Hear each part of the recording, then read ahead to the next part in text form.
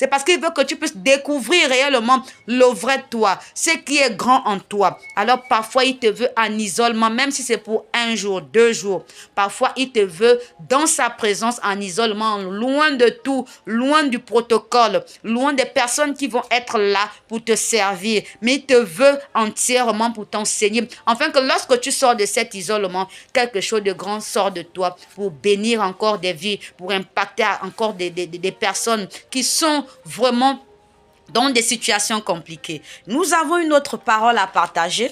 C'est dans le livre de Jacques. Jacques 1, verset 2. Jacques 1, verset 2.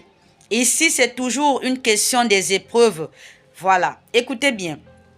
Il est dit, « Mes frères, regardez comme un sujet de joie complète les diverses épreuves auxquelles vous pouvez être exposés. » Ici, c'est le serviteur de Dieu, Paul. Paul qui a été façonné par Dieu. Paul qui a été travaillé.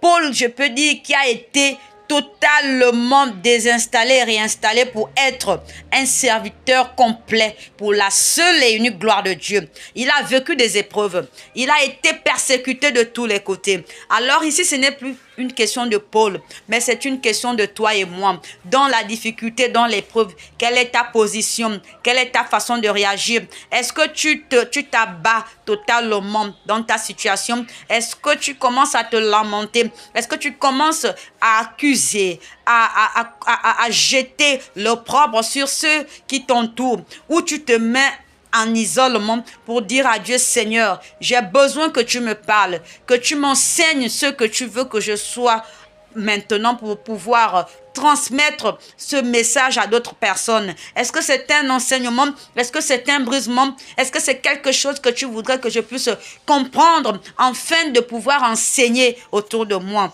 Alors ce matin, Dieu te veut totalement disponible pour recevoir de Dieu.